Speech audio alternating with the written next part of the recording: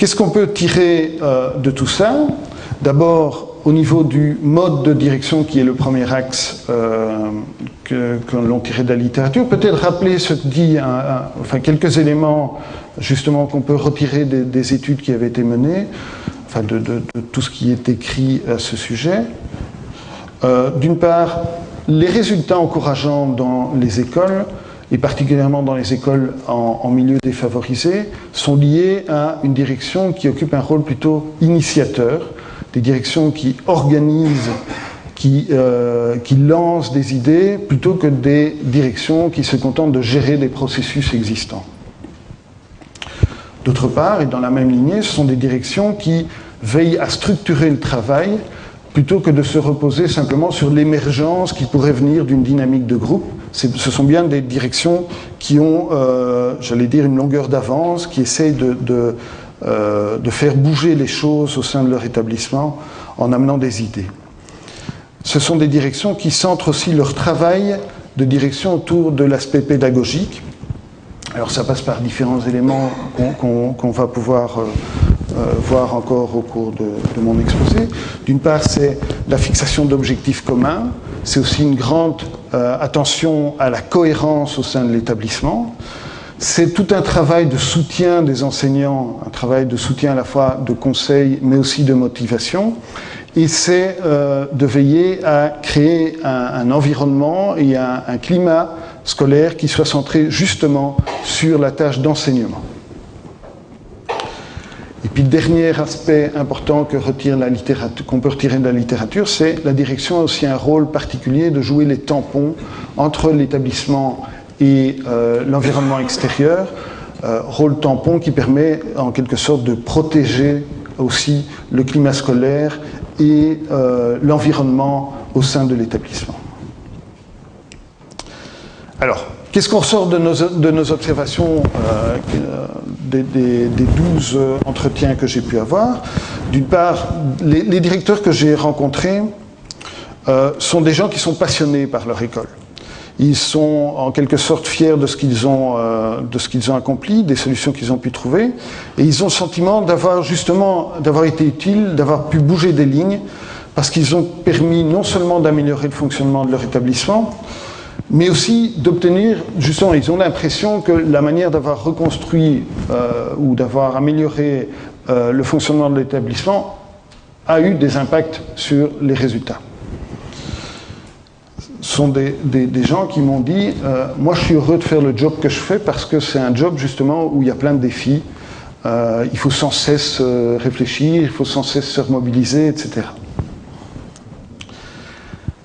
Parallèlement à ça, ce sont aussi des gens, s'ils sont convaincus qu'ils peuvent agir, ils sont aussi conscients de leurs limites. Et donc, ce sont des gens qui m'ont dit régulièrement, moi, il a fallu que je m'arrête, que je regarde un peu en arrière, et je me suis rendu compte que parfois, je m'étais un peu trompé, j'étais allé trop vite, j'avais pas fait le bon diagnostic, etc. Et donc, ce sont des gens qui ont été capables de rebondir sur des erreurs aussi, pour pouvoir construire leur établissement. Et puis ce sont des gens qui veillent en permanence à être en réseau, et notamment en réseau avec des pairs, parce que c'est une manière de construire aussi une série d'idées, d'aller se nourrir à la fois des idées, mais aussi des problèmes que certains ont déjà rencontrés et que quelque part ils s'apprêtent à devoir affronter. Alors, deuxième grande caractéristique de ces directeurs, ce sont des directeurs qui assument leur rôle. Et donc, on sait qu'on a eu, à travers notamment le séminaire de Jean-Pierre Lebrun et ce qu'il a pu apporter au Congrès, que la place de directeur est une place d'exception. Et donc, il faut assumer cette place qui est... On n'est pas tout à fait dans l'équipe, parce qu'on a d'autres responsabilités, on a d'autres manières de fonctionner... mais en même temps, on doit veiller, et ça, plusieurs me l'ont rappelé dans les entretiens, on doit veiller à ne pas s'éloigner trop à la fois des collègues, mais aussi du métier d'enseignant. Notamment dans le fondamental, plusieurs m'ont dit moi j'essaye de temps en temps de retourner dans la classe pour redonner, enfin ceux qui n'avaient pas de cours, j'essaie de temps en temps de retourner dans la classe pour voir quel est l'environnement aujourd'hui et la manière de faire aujourd'hui. Ça veut dire que pour assumer cette position particulière, ils ont dû assumer une rupture soit dans les relations avec leurs collègues quand on est promu au sein de la même école, ou assumer une rupture quand on va dans une autre école. C'était plutôt une rupture de type revoir parfois ses ambitions ou revoir ses idées en fonction du contexte local. On arrive parfois, on sait que c'est une des difficultés par exemple des enseignants débutants, c'est d'avoir toute une série d'idées par rapport au métier, puis ils sont confrontés à la réalité et alors c'est difficile. Ben ici c'est un peu la même chose pour les directeurs, en tout cas les directeurs qui ont changé d'école au moment d'accéder à la fonction. Dans leur travail, j'ai dit, il faut à la fois assumer cette rupture, mais il faut aussi éviter d'aller trop vite et de ne pas être accompagné par son équipe. Donc, il y a une insistance des directeurs aussi sur mettre en place des mécanismes de communication, à la fois pour clarifier la manière de fonctionner, c'est rappeler sans cesse des objectifs, c'est des objectifs ou des balises, c'est tout un travail de communication sur le soutien, notamment dire, allez, ce qu'on fait c'est bien, on doit continuer. C'est aussi une communication basée sur justement montrer les résultats de ce qu'on a mis en place. C'est de se dire, c'est important de montrer la bouteille à moitié pleine plutôt que la bouteille à moitié vide pour justement développer la confiance des enseignants, la confiance en eux. Ce sont des directeurs qui doivent qui ont trouvé un équilibre entre une exigence par rapport à la fonction et à la mission d'enseignant, on va voir ça tout à l'heure, et parallèlement de veiller au bien-être des acteurs de l'école pour que ceux-ci s'investissent dans les objectifs et dans le projet partagé de l'établissement. Et enfin, ce sont des directeurs qui m'ont aussi beaucoup parlé de leur mission de vigie, d'anticipation, de voir venir les problèmes peut-être un peu avant les autres, les problèmes ou les solutions, hein, un peu avant les autres, mais en même temps en veillant, et c'est toujours ce jeu d'équilibre, en veillant à avoir une longueur d'avance, mais de ne pas lâcher son équipe, c'est-à-dire de prendre aussi le temps de convaincre. Et donc une des caractéristiques de ces directeurs, c'est un peu la ténacité, parce qu'ils savent, enfin certains m'ont même dit, je voyais qu'on allait aller dans le mur, je le savais, mais il fallait le temps que tout le monde dans l'équipe se rende compte qu'on allait au-devant de difficultés. Mais il fallait cette étape-là, il fallait attendre pour que chacun soit convaincu qu'il était temps de changer les choses. Donc j'ai dit, ce sont des directeurs qui communiquent, non seulement en interne, mais aussi avec les parents, on le verra tout à l'heure. Et d'autre part, ce sont des directeurs qui veillent aussi à la communication vis-à-vis de l'extérieur, avec des objectifs qui sont peut-être pas toujours évidents comme ça, mais d'une part, il y en a un qui est évident, c'est de se faire connaître, et notamment par rapport à des publics à venir au sein de l'établissement, mais c'est aussi une manière en faisant connaître ce qu'on fait, c'est une manière de l'assumer. C'est une manière de se convaincre que ce qu'on fait est bien. Et donc, on a des établissements qui sont allés loin dans cette communication, notamment une petite école qui développe un journal dans son quartier, un toute boîte qu'elle distribue et dans lequel elle explique ses projets, etc. On a d'autres écoles, c'est plutôt de la participation à des événements extérieurs, de type Olympiade, etc. Il y en a d'autres, c'est les journées portes ouvertes, elles sont construites autour de montrer ce qu'on fait en classe, notamment montrer ce qu'on fait comme expérience dans les classes de sciences, des choses comme ça. Donc c'est montrer, en montrant à l'extérieur ce qu'on fait, c'est aussi une manière de l'assumer et d'en être fier. Alors, grande caractéristique, à mon avis une des principales, c'est dans tous ces établissements, les directeurs m'ont expliqué qu'ils avaient dû mobiliser ou remobiliser l'équipe autour d'un défi. Alors, les circonstances étaient diverses. Hein, dans certaines écoles, c'est la perte de population qui amène, par voie de conséquence, aussi des pertes d'emploi possibles, vu les mécanismes de subvention. Dans d'autres, c'est le changement de profil de population. Je pense tantôt Bernard Servet nous en parlera particulièrement, mais ce sont des établissements qui ont vraiment changé complètement de population, qui sont passés d'une population plutôt aisée, sans trop problème, à des populations économiquement défavorisées ou venant d'origine étrangère, etc., et qui ont amené l'équipe à vraiment se réinterroger sur leur manière de fonctionner.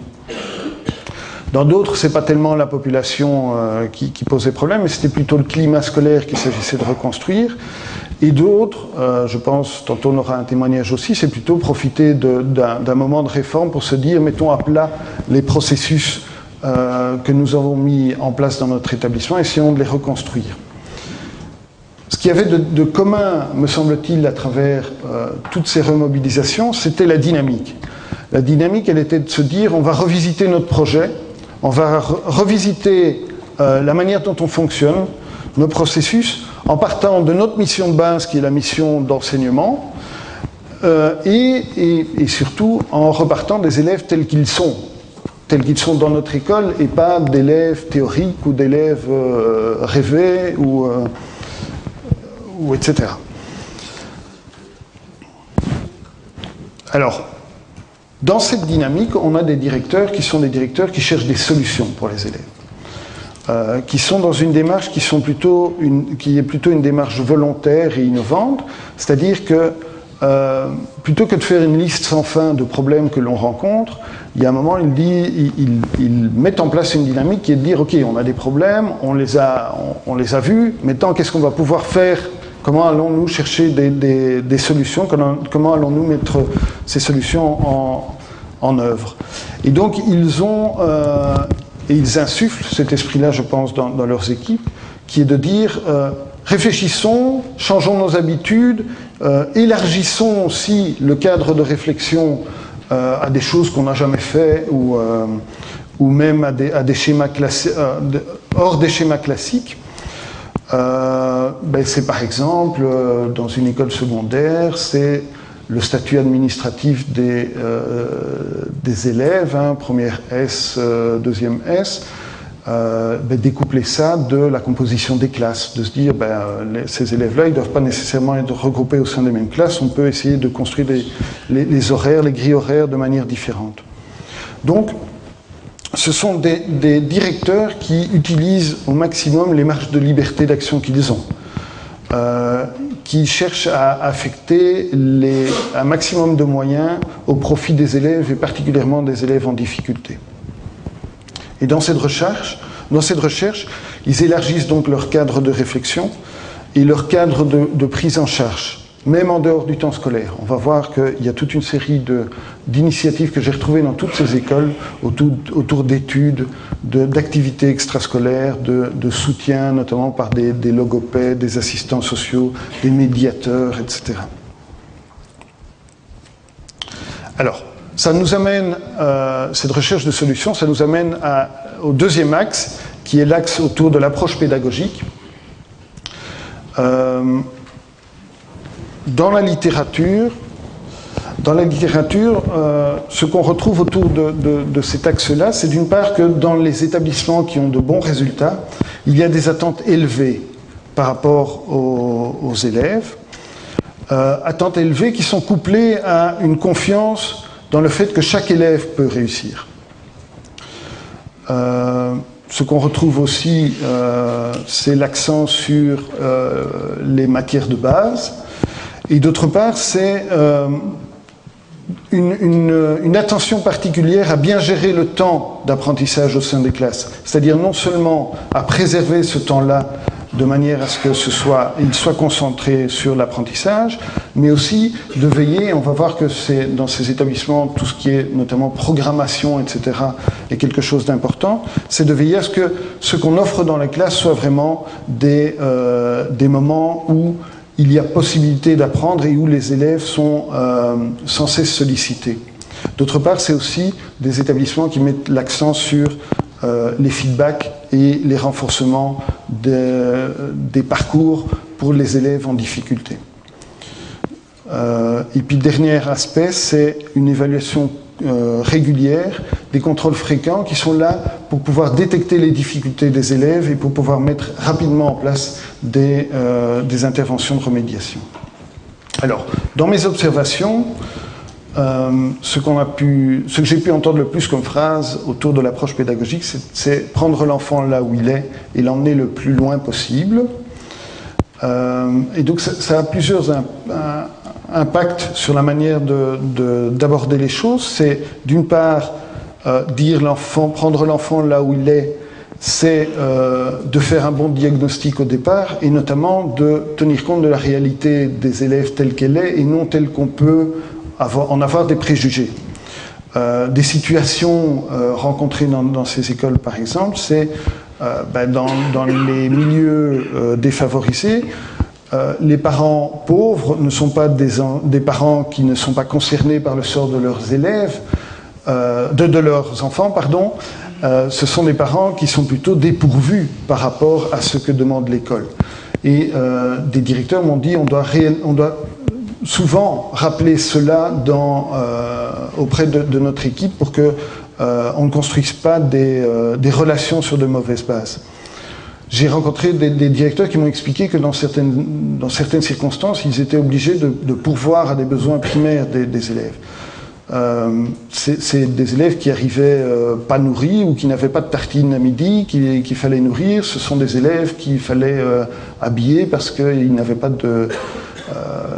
ils avaient des sandales et pas des bottes alors qu'il pleut et qu'on allait aller dehors, pas de manteau en hiver et des choses comme ça.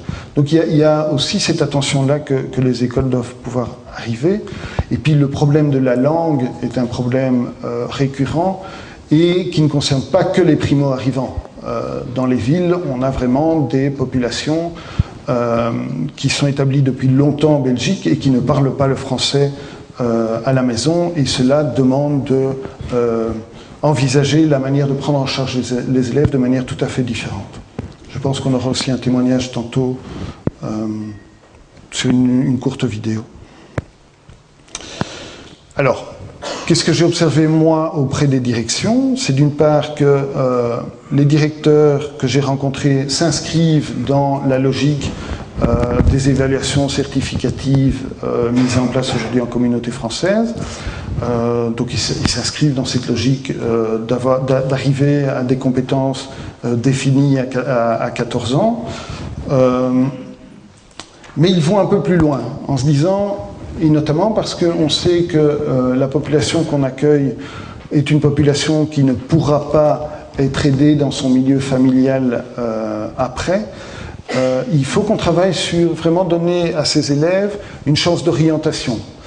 Alors c'est par des initiatives, tantôt je pense on en parlera aussi, de bien montrer le spectre possible dans l'orientation, mais c'est aussi se dire il faut qu'on prépare les élèves non seulement à atteindre les objectifs des évaluations, mais aussi à ce qu'ils puissent se prendre en charge tout seuls après.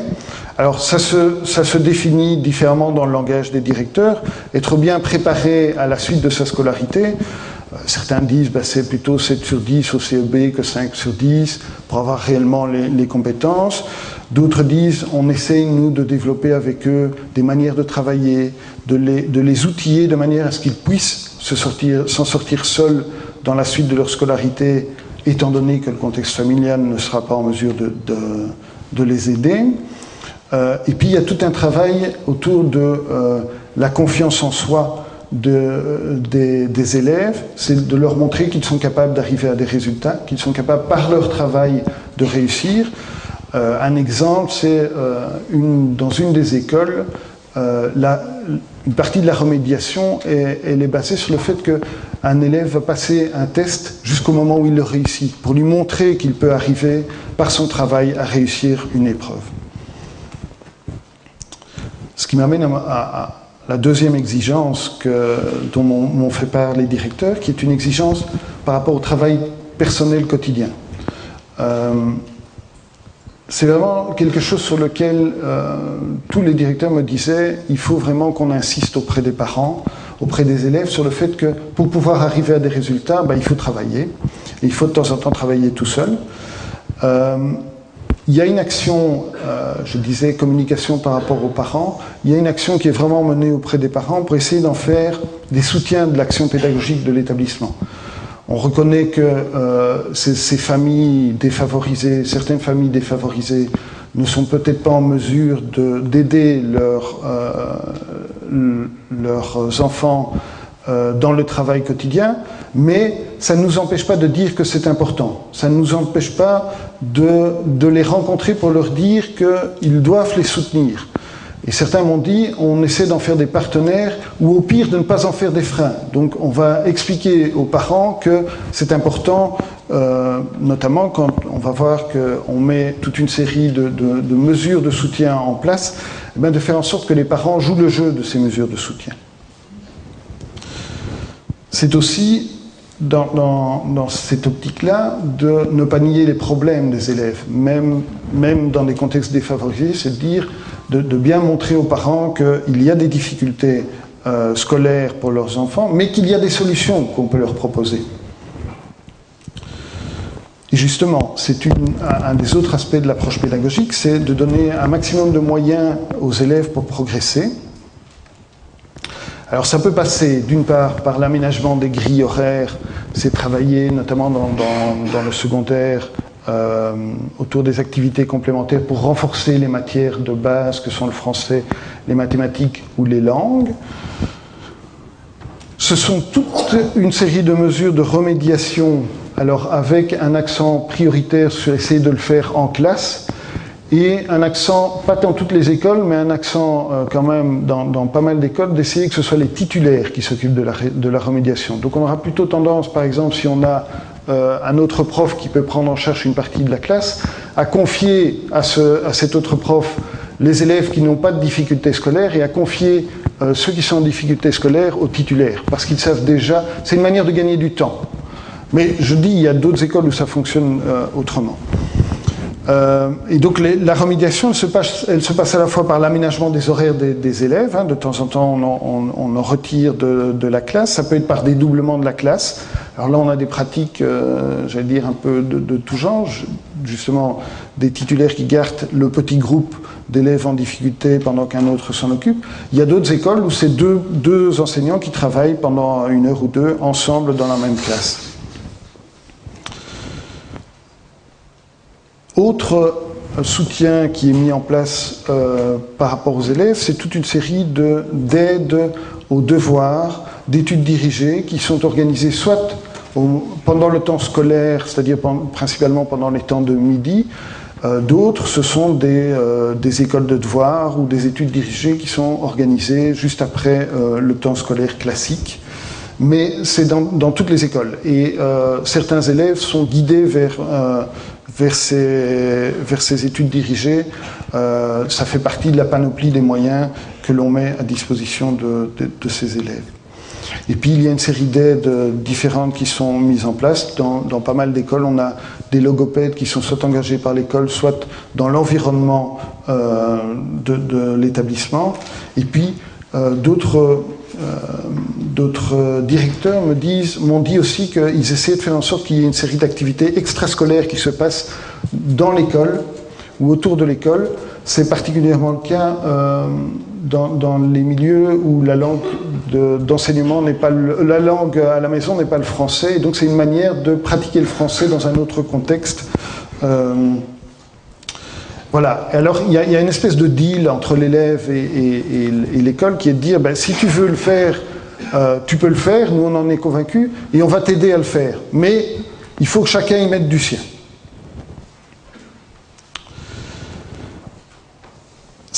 Ça m'amène au troisième volet, au troisième axe, qui est le fonctionnement pédagogique, avec un premier aspect qui est l'aspect individuel, c'est-à-dire dans ces écoles, qu'attend-on des enseignants? Alors, on attend des enseignants qu'ils mettent en place des pratiques pédagogiques efficaces. Et ça demande une série de caractéristiques, et donc les caractéristiques qui sont relevées par la littérature comme étant influent les résultats, c'est d'une part un engagement important, c'est-à-dire des enseignants qui font leur possible pour chacun des élèves dans leur classe. Ce sont des enseignants qui ont une confiance en eux, c'est-à-dire qu'ils se sentent capables de faire progresser tous les élèves.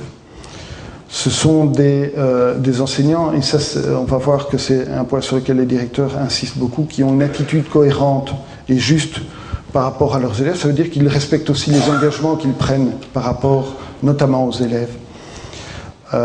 Des attitudes de respect, c'est-à-dire tous les élèves ont de l'importance. Ce sont aussi des gens qui ont développé des capacités de réflexion et de raisonnement, qui sont capables de définir des schémas d'action. Et puis on retrouve des caractéristiques que l'on a déjà entendues au niveau des directions, qui sont des attentes élevées, mais attentes élevées à la fois par rapport aux élèves, mais aussi par rapport à soi, c'est-à-dire pouvoir aussi se remettre en question, et des capacités de leadership autour de la capacité de se fixer des objectifs clairs et d'être capable de s'adapter, de changer de tactique en fonction des circonstances et en fonction des élèves. Donc ça, c'est ce que la littérature nous dit. Dans le discours des directeurs que j'ai rencontrés, de fait, ce sont des gens qui disent qu'ils sont exigeants par rapport aux enseignants, exigeants par rapport à l'investissement qu'ils demandent aux enseignants. C'est bien un travail qui se poursuit en dehors de sa classe. Il n'y a pas que le face-à-face dans sa classe qui est important. Donc ça demande de l'investissement aussi en temps de travail dans les études dirigées, dans les moments de coordination, dans les moments de remédiation. C'est aussi, et ça a été relevé par tous les directeurs, c'est probablement la caractéristique qu'ils mettaient en avant quand je leur demandais quel était le profil de l'enseignant idéal, etc. C'est le comportement qui soit à la fois respectueux et bienveillant vis-à-vis des élèves. Ça, c'est vraiment quelque chose qui est revenu dans tous les entretiens. C'est les capacités de rebondir, de faire face à une situation et de se dire je dois changer de tactique, je m'arrête là aujourd'hui parce que je vois que ça ne fonctionne pas et je reprendrai demain en ayant changé de manière de faire, je reconstruis mon cours, mais je ne panique pas. C'est aussi, et c'est particulièrement vrai dans les rencontres avec les parents, sont des directeurs qui insistaient sur le fait que les profs doivent être capables d'expliquer ce qu'ils attendent des élèves. Ils doivent être capables d'expliquer ce qu'ils font avec leurs élèves. Ils doivent être capables de mettre le doigt sur les difficultés que peut rencontrer un élève et de proposer, dans la rencontre avec les parents, de proposer les solutions. Il ne s'agit pas simplement de pointer la difficulté, c'est aussi de dire mais on peut essayer quelque chose. Et puis, dernier aspect, c'est la nécessité de travailler en équipe. Il ne s'agit pas uniquement de travailler dans sa classe. Alors, ce sont des directeurs aussi qui m'ont beaucoup parlé de confiance qu'ils faisaient aux enseignants, en disant, moi, mon rôle, c'est un rôle de pilote.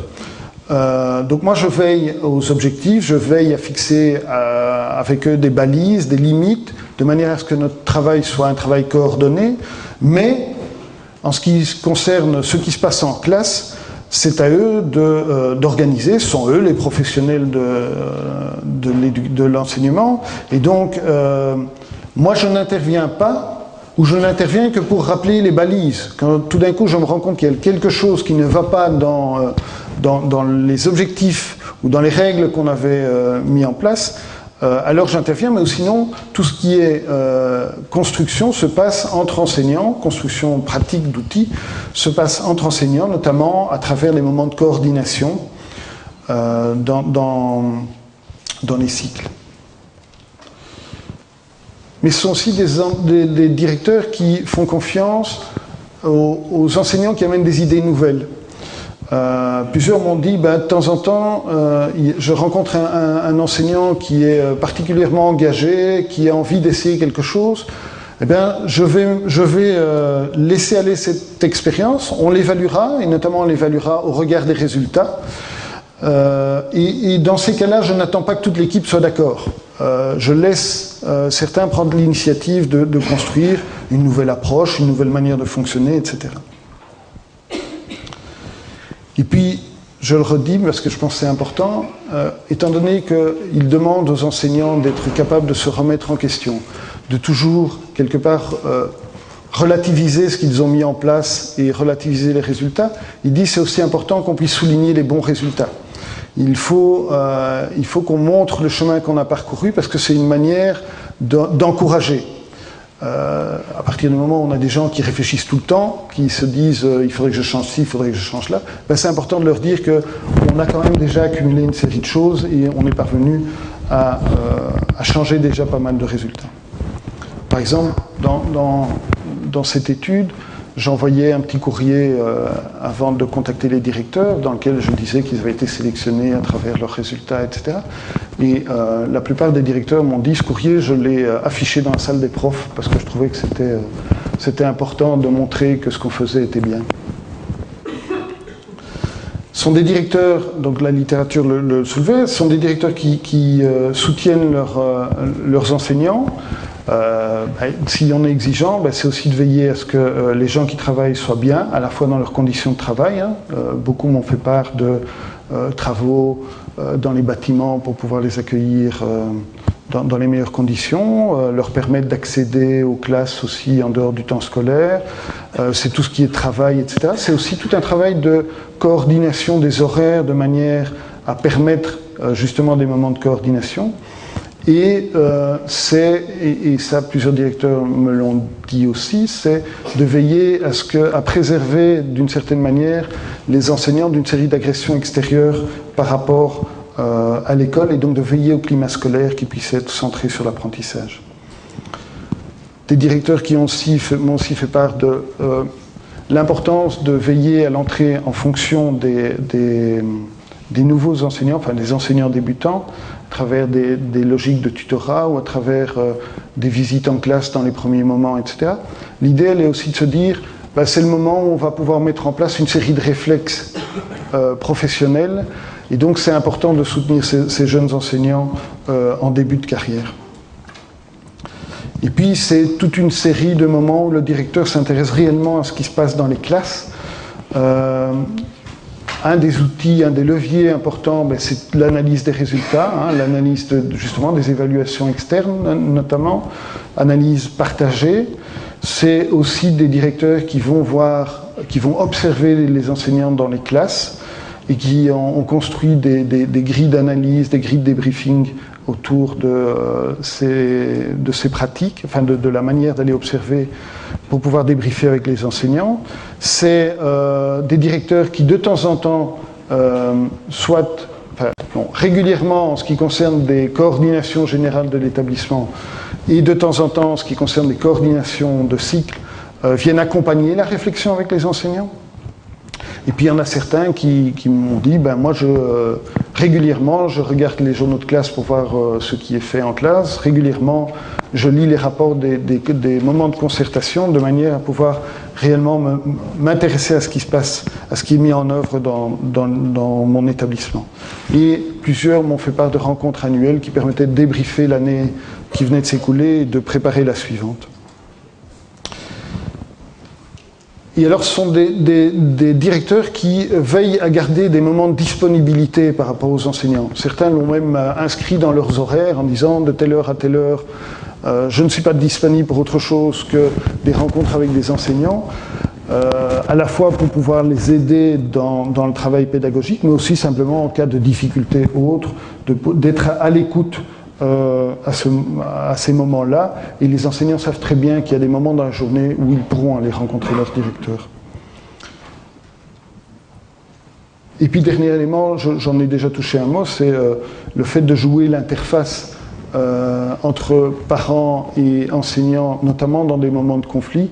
C'est une manière aussi de préserver le climat et de préserver la confiance qu'ils ont dans les directeurs. Ça ne veut pas dire que les reproches que pourraient faire des parents par rapport à des profs ne reviendront pas aux oreilles du prof, mais c'est de dire, mon rôle à moi, il est d'abord de défendre mon équipe pédagogique et puis de répercuter les reproches qui peuvent être faits de manière à pouvoir construire des choses nouvelles.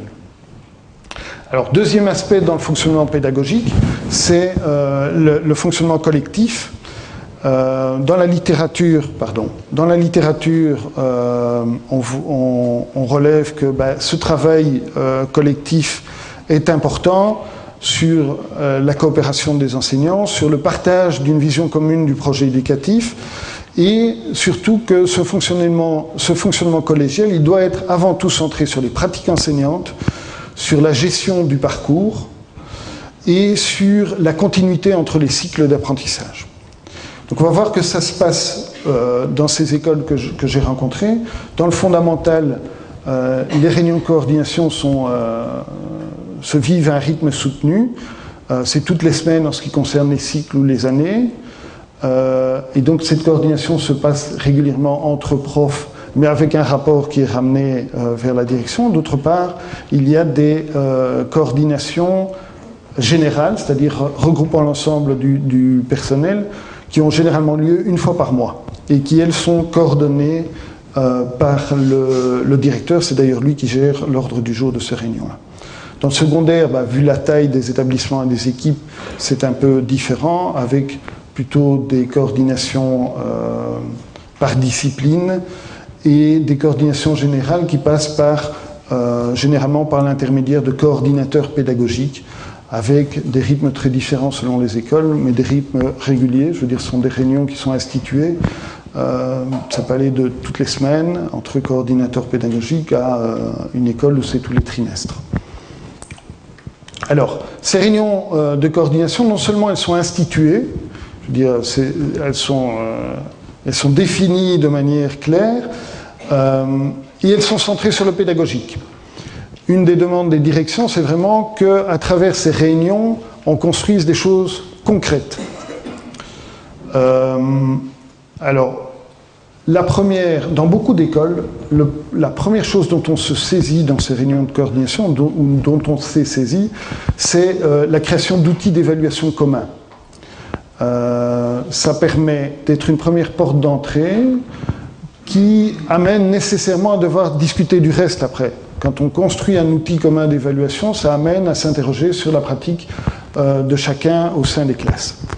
C'est des réunions qui utilisent aussi d'autres leviers comme l'analyse des résultats aux évaluations externes, l'analyse des rapports d'inspection. Plusieurs m'ont dit que ce sont vraiment des leviers importants pour pouvoir créer un déclic dans le travail. C'est aussi le travail avec les conseillers pédagogiques du réseau. Et alors, ce sont des réunions, je disais, il y a une demande des directeurs pour que ce soit des choses concrètes qui en ressortent. Les directeurs m'ont fait part vraiment de travail de partage et de mise en patrimoine de solutions, de pistes didactiques, parfois même de séquences pédagogiques qui étaient mises en patrimoine dans une boîte ou dans un fichier, etc. Et beaucoup aussi, c'est du travail de cohérence et de programmation. Donc c'est de se dire à quelle étape on va aborder telle chose et comment on va l'aborder de façon à être le plus complémentaire possible. On voit là qu'il y a des cohérences avec notamment le travail qui est fait pour l'instant à travers les programmes du réseau aussi. Alors, au-delà des réunions de coordination, il y a aussi d'autres moyens qui sont utilisés par les directions pour veiller à la cohérence verticale. Alors, c'est, dans certaines écoles, des enseignants qui gardent la même classe pendant un cycle, c'est-à-dire, par exemple, le premier degré du secondaire, c'est vous prenez les élèves, la même équipe d'enseignants prend les élèves au début de la première année et poursuit jusqu'à la fin de la deuxième année, toute la même équipe, ce qui permet d'avoir un travail à plus longue échéance et un travail un peu plus cohérent. Ce sont simplement dans les grilles horaires des directions qui veillent à ce que les enseignants ne se spécialisent pas dans une année, mais qu'ils prestent dans plusieurs années de manière à voir les tenants et les aboutissants de ce qu'ils peuvent mettre en place au sein des classes. Dans les écoles fondamentales, dans des grosses écoles fondamentales, on a aussi des logiques de filières qui permettent de dire un titulaire, enfin la classe ne va pas changer de première à la sixième et ça permet une coordination entre les titulaires des classes. C'est une manière aussi de veiller à la cohérence verticale. ce sont aussi des outils qui sont plus destinés aux élèves. C'est-à-dire on a des écoles qui ont développé des dossiers, qui ont remis en place ou qui ont mis en place des dossiers pour les élèves dans lesquels on garde toute une série de traces du parcours de l'élève. Et ce sont des dossiers qui sont généralement dans le bureau du directeur. Ça se passe particulièrement dans le fondamental, je pense. Qui sont consultables par les enseignants et qui permettent de voir déjà tout ce qu'on a mis en place, notamment en termes de soutien par rapport aux élèves. Et autre manière de veiller à la cohérence, c'est plus alors là des phares d'apprentissage, des portfolios qui suivent les élèves. Les élèves gardent un classeur dans lequel on a mis en patrimoine toute une série d'outils de référence, qu'on change, enfin qu'on améliore au fur et à mesure du parcours, mais qui permet à chacun de savoir ce qui a déjà été vu et comment ça a été vu.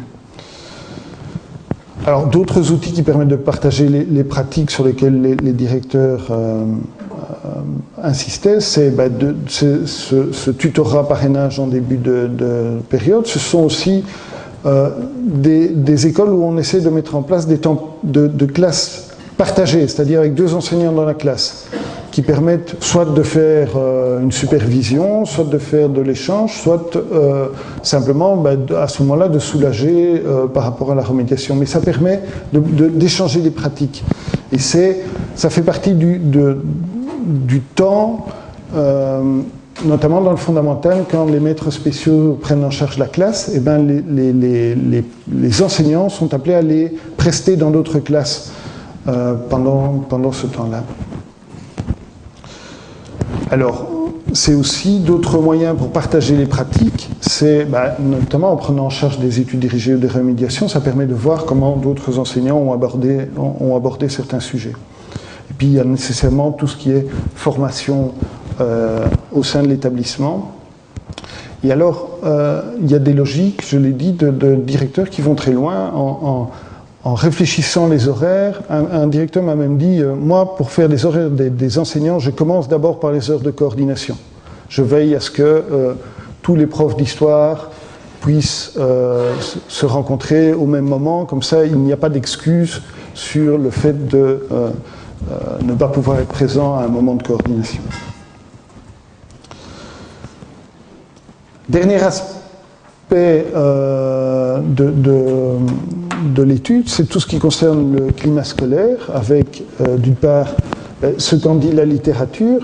Alors, la littérature dit dans les écoles qui ont des bons résultats, on a un climat discipliné mais qui n'est pas rigide.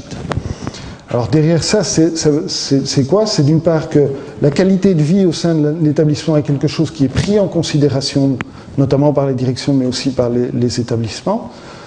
Notamment la sécurité, mais pas la sécurité au sens de ne pas être agressé, c'est la sécurité pour pouvoir apprendre, être bien dans sa peau pour pouvoir apprendre. Ce sont des établissements où on veille à ce que le temps soit bien géré, notamment pour préserver les moments consacrés à l'apprentissage. Des établissements où il y a un travail sur la connaissance des règles de vie internes. Et surtout, ce sont des établissements où on veille à la cohérence entre les comportements et les normes ou les règles qu'on met en évidence au sein des établissements. Alors, dans mes observations, il y a un travail constant des directeurs auprès de tous les publics, auprès de tous les acteurs, des élèves, mais aussi des parents. Beaucoup m'ont dit on doit beaucoup intervenir auprès des parents et de l'équipe éducative pour veiller au respect des règles de vie partagées. Alors, au niveau de la discipline, donc de l'application de la règle, la cohérence des règles, on a dans les grandes écoles, fondamentales aussi, on a misé sur l'engagement de quelqu'un qui veille justement à la cohérence des règles de vie. Avec des directeurs qui disent, on sait que c'est un rôle ingrat, mais il est essentiel pour nous parce que ça nous permet, nous, d'une part, d'être sûr qu'il y a une cohérence dans la manière d'appliquer les règles, etc. C'est un rôle important parce que ça nous permet qu'il y ait quelqu'un qui soit aussi à l'écoute des parents par rapport à cela. Et ça nous permet aussi de jouer un deuxième rôle, ou un troisième, enfin de jouer en deuxième ou en troisième ligne. Je dis troisième parce qu'il y a les enseignants et puis le préfet de discipline ou l'éducateur chargé de la discipline. Et nous, on est là en dernier recours et ça nous permet de parfois aborder les choses de façon différente en essayant de reconstruire la relation avec l'élève. Dans les petites écoles, fatalement, c'est plus difficile de trouver quelqu'un pour ces cohérences-là, mais il y a des écoles qui ont essayé de constituer un conseil de discipline plutôt que de remettre ça uniquement dans les mains du directeur. Alors, sur la qualité de la relation, je vous l'ai dit, ça c'est probablement un des sujets sur lesquels les directeurs sont le plus attentifs, et notamment dans la relation entre les enseignants et les élèves. Donc il y a des exigences par rapport aux élèves, mais il y a aussi des exigences par rapport aux enseignants, qui est de dire, ok, on doit être exigeant par rapport à une série de règles, mais il faut quand même être à l'écoute, être en dialogue avec les élèves, et d'autre part, nous veillons, nous comme direction, à ce qu'il y ait une cohérence aussi dans le comportement des adultes. L'exemple le plus typique, c'est le GSM. S'il n'y a pas de GSM à l'école pour les élèves, il n'y a pas de GSM à l'école pour les enseignants non plus. Et nous sommes attentifs à ce genre de règles. C'est une manière aussi d'assurer le climat scolaire. Et puis il y a tout un travail sur l'importance des relations entre les familles et l'école, avec d'une part une explication et un accueil personnalisé dès l'inscription, pour expliquer aux parents à la fois ce que l'école propose, son projet, etc., mais aussi les exigences qu'elle a par rapport non seulement aux familles, mais aux élèves aussi, et les soutiens qu'elle peut mettre en place. Et je pense tantôt on en parlera, mais c'est souvent fait même dans le secondaire, en tout cas dans les DOA que j'ai rencontrés, c'est le directeur qui est en première ligne là-dessus. C'est aussi des réunions très régulières, et alors là parfois plus personnalisées sur ce que l'on fait, et pour faire le point sur la situation de l'élève, je l'ai dit, il y a une recherche de partenariat. Et dans cette recherche de partenariat, il y a vraiment la volonté de dire il faut qu'on convainque les parents qu'ils doivent respecter à la fois le fonctionnement de l'école et leur montrer qu'on est au service de l'école, et donc leur montrer aussi ce qu'on a pu mettre en œuvre, enfin les résultats qu'on a pu obtenir grâce à ce qu'on a mis en œuvre. Et alors, ce qui est aussi, me semble-t-il, important, c'est l'utilisation d'une série de rites ou de symboles au sein des écoles par rapport à ce climat scolaire. C'est du plus classique avec l'affichage des règles de vie, particulièrement dans le fondamental, jusque dans le bureau du directeur. Il est à côté de ces 5 règles de vie et il le rappelle. C'est une attention particulière au moment de transition entre les récréations et les cours, de manière à justement préserver l'heure de cours. C'est l'utilisation des rangs, c'est dans une école par exemple la logique une logique en 2 temps, je pense qu'on en parlera tantôt, une logique en 2 temps, c'est-à-dire il y a une première sonnerie qui dit on se rassemble, on va dans la classe, on a un petit moment d'activité libre qui permet de raconter la dernière blague ou de finir son devoir. Et puis, il y a une deuxième sonnerie qui est le moment clair et défini où on travaille. Et donc, ça veut dire les élèves, à ce moment-là, les élèves et les enseignants se consacrent au temps d'apprentissage. Bon, on en a parlé dans la presse, mais c'est simplement dans 2 écoles, il y a eu une réflexion autour de l'uniforme. Une école qui a gardé l'uniforme depuis longtemps et une autre qui a réintroduit l'uniforme. Mais simplement, la logique derrière cet uniforme, peu importe qu'on le veuille ou non, mais c'était de se dire, ça permet à l'école, de se préserver de comportements de harcèlement vis-à-vis des vêtements et de la course aux vêtements, etc. Mais c'est aussi une manière de rappeler que l'école est un lieu avec ses propres règles, avec son propre fonctionnement. Et alors, un petit exemple qui est plus là sur veiller à la qualité des relations entre élèves et enseignants, c'est dans une école fondamentale, un système de pince à linge qui a été mis en place. C'est simplement, les profs s'étaient rendus compte à un moment que les élèves qui restaient en classe pendant les récréations, enfin qui restaient dans les bâtiments pendant les récréations, étaient sans cesse abordés de manière soupçonneuse. Qu'est-ce que tu fais là? Pourquoi tu es là? Etc. Et donc ils se sont dit, il faut qu'on change cette qualité de relation plutôt que de soupçonner les élèves. Et donc, qu'est-ce qu'on pourrait mettre en place? Ils ont mis simplement des pinces à linge, et avec la couleur, ça permet de savoir pourquoi l'élève est dans le bâtiment, et donc on ne l'aborde plus de la même manière à partir de cela. Dans l'assise du climat scolaire, il y a aussi tout ce qui est moment justement hors classe, c'est-à-dire notamment les récréations, et, entre autres. Et donc, il y a toute une logique qui est mise en place, toute une série de processus pour activer ces moments-là. Dans une école, c'est à travers une malle de jeu qui est gérée par les élèves et qui permet de créer des activités. Donc ce sont les élèves qui gèrent les activités pendant l'été, pendant les récréations. Ce sont aussi des activités qui sont organisées, alors là à l'initiative des éducateurs par exemple, pendant les temps de midi ou à l'initiative de certains enseignants. C'est aussi notamment tout ce qui est gestion des bâtiments communs, etc., qui est confié aux élèves. Et puis c'est aussi des directeurs qui essaient de faire en sorte que leur école soit aussi un lieu de vie, et un lieu de vie du quartier, en essayant de faire en sorte que des activités en dehors des temps scolaires s'organisent. Alors il y a une double logique, il y a la logique de faire entrer dans l'école dans un autre contexte, notamment aussi les familles, et une logique, je l'ai dit, notamment d'activités en français dans certains quartiers, d'activités extrascolaires en français qui permettent de pratiquer la langue dans un autre contexte. Mais c'est aussi faire en sorte qu'on se sente bien dans son établissement.